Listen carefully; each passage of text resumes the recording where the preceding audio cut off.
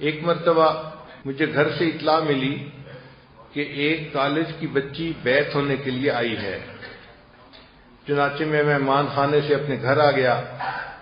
پردے کے پیچھے ایک کالج کی لڑکی تھی، اس نے توبہ کے کلمات پڑھے اور میں نے اس کو کچھ معاملات بتا دیے۔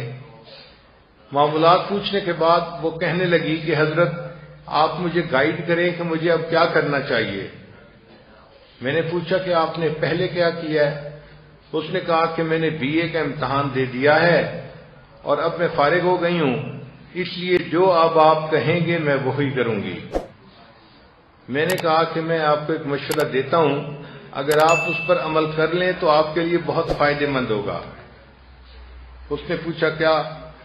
میں نے کہا کہ ہمارے مدرسے کے جو وفاق کے امتحان ہیں ان میں تقریباً 4 مہینے ابھی باقی ہیں، تو آپ ایسا کریں کہ آپ اس کے پہلے سال کے اندر داخلہ لے لیں عالمہ کورس میں، اور چونکہ آپ نے بی اے پڑھا ہوا ہے تو آپ کے لیے پہلا سال کی کتابیں پڑھنا اتنا مشکل نہیں ہوگا، اور ہم آپ کی اسپیشل فیور بھی کریں گے کہ جو مدرسے کی معلمات ہیں ان سے گزارش کریں گے کہ آپ کو دن میں بھی پڑھائیں، اور جب مدرسے کی بچیاں چلی جاتی ہیں ڈے اسکالر تو اس وقت میں وہ آپ کو 1-on-1 بیسس پہ ٹائم دے کے مزید بھی ٹیوشن ورک کریں تاکہ آپ کی پروگرس اچھی ہو جائے۔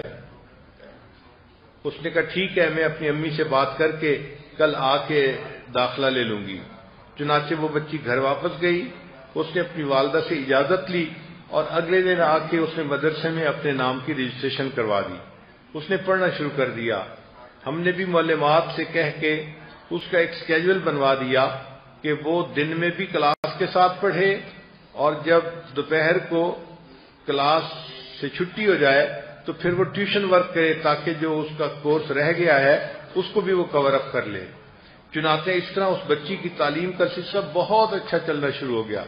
بچی بھی بہت شوق سے پڑھنے لگ گئی۔ ہم مطمئن ہو گئے کہ اللہ تعالیٰ نے فضل فرما دیا۔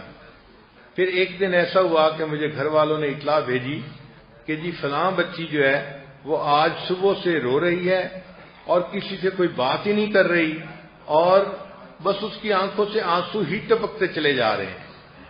میں نے بھی اس سے بات کرنے کی کوشش کی ہے تو اس نے مجھ سے بھی بات نہیں کی، تو آپ پلیز گھر آئیں اور آپ آ کے اس سے بات کریں، ہو سکتا ہے کہ وہ آپ کے سامنے اپنی بات کو کھول دے۔ چنانچہ پھر میں مہمان خانے سے گھر آیا، اس بچی کو ہم نے پردے کے پیچھے بٹھایا، اس سے میں نے پوچھا کہ کیا ہوا۔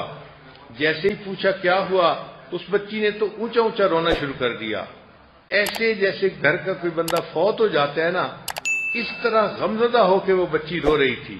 تو مجھے محسوس ہوا کہ some thing is seriously wrong some where, بچی بہت زیادہ دکھی ہے، پریشان ہے، تو اس کی پریشانی کا کوئی حل ڈھونڈنا چاہیے۔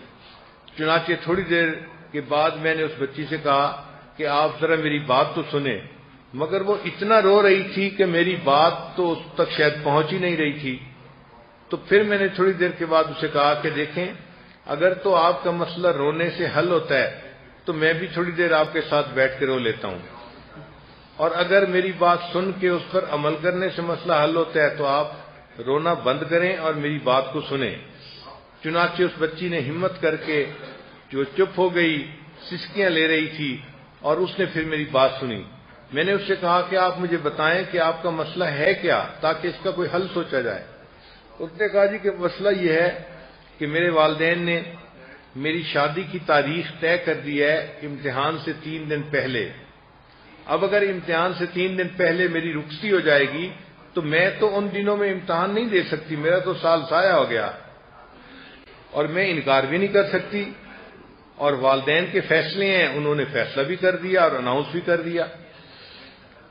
تو میں نے کہا اچھا یہ مجھے بتاؤ کہ تمہاری شادی ہو کہاں رہی ہے، رشتہ داروں میں یا کہیں باہر؟ اس نے کہا نہیں، میری پھوپھی کا بیٹا ہے، میرا فرسٹ کزن ہے، اس کے ساتھ ہو رہی ہے۔ میں نے کہا اچھا اب میری ایک بات سنو کہ پھوپھی کا بیٹا یا اتنا فرسٹ کزن، آدمی کو کچھ نہ کچھ اس کی شخصیت کا اندازہ ہوتا ہے۔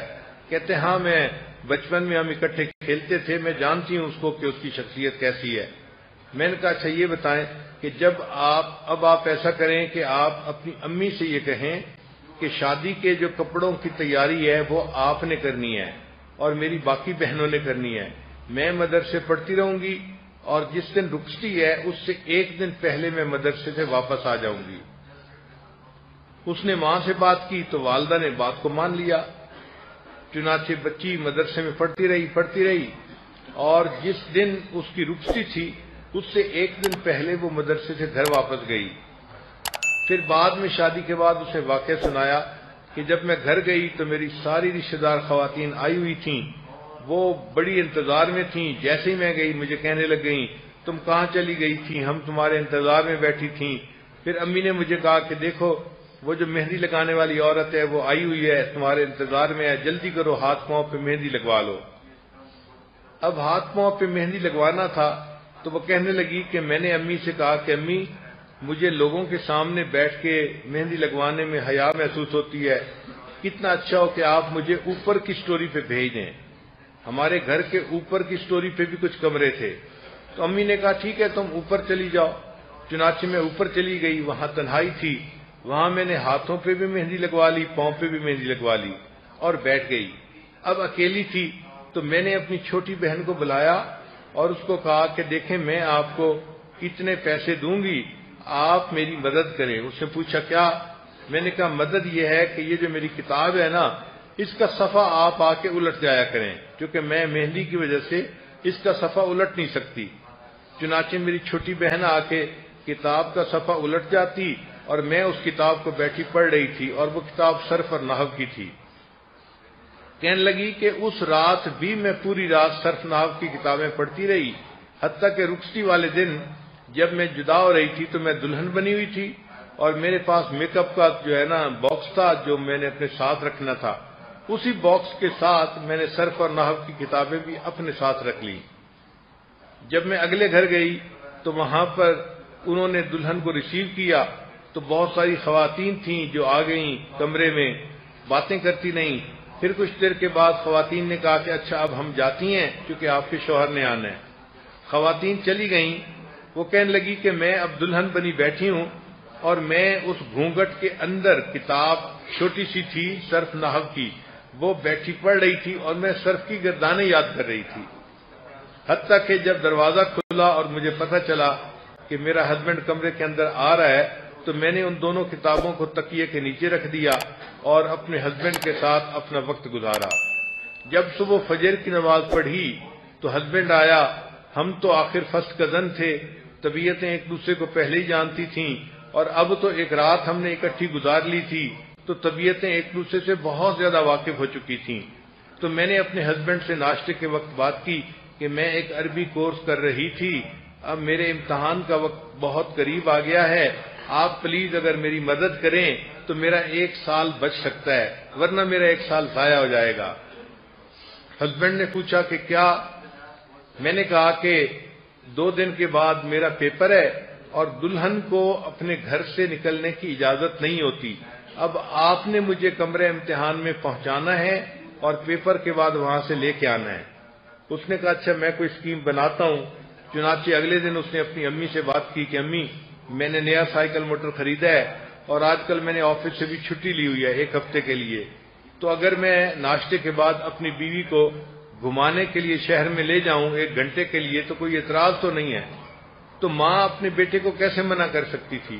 اس نے کہا ہاں بیٹا بیوی کو لے جاؤ مگر وہ وقت ہوتا ہے عورتوں کے آنے کا اور ملنے کا, تو اس کو جلدی گھر لے آنا. اس نے کہا ہاں امی میں جلدی گھر لے آیا کروں گا. چنانچہ اگلے دن کیا ہوا کہ اس دلہن کو اس کے خاوند نے سائیکل موٹر پہ بٹھایا اور صبح 8 بجے سے پہلے اس نے 15 منٹ پہلے ہمارے گھر میں پہنچا دیا. کیونکہ مدرسہ گھر کے بالکل قریب ہے اس لیے گھر میں میری اہلیہ نے اس بچی کی کچھ یونیفارم جو تھیں وہ دھلوا کے استری کروا کے رکھ دی تھیں. وہ دلہن آئی اور سیدھا اس کمرے میں چلی گئی. وہاں جا کے اس نے اپنے زیورات اتارے, کپڑے دلہن والے اتارے اور ایک عام اسٹوڈنٹ والے کپڑے اس نے پہن لیے جو سفید کپڑے ہوتے ہیں.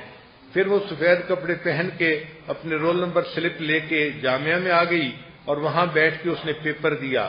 پیپر دینے کے بعد وہ دوبارہ اسی کمرے میں آئی اور اس نے اپنے طالبہ والے کپڑے اتارے اور دلہن والے کپڑے پہن کے میک اپ کر کے وہ دلہن کے طرح تیار ہو گئی، پھر اس کا ہسبینڈ اس کو لے کے واپس چلا گیا۔ اس طرح شادی کے ابتدائی دنوں میں اس بچی نے وفاق کا امتحان دیا، اور اللہ کی شان دیکھیں کہ جب رزلٹ آیا تو 80% سے زیادہ نمبر لے کے وہ پاس ہو گئی۔ تو اس کا مطلب یہ ہے کہ اگر بچیاں اپنے دل میں کوئی کمٹمنٹ کر لیتی ہیں تو اللہ نے ان کو اتنی ہمت دی ہوتی ہے کہ یہ اس کو کر گزرتی ہیں۔ تو دین کا علم حاصل کرنے کے لیے جتنی محنت کرنی پڑے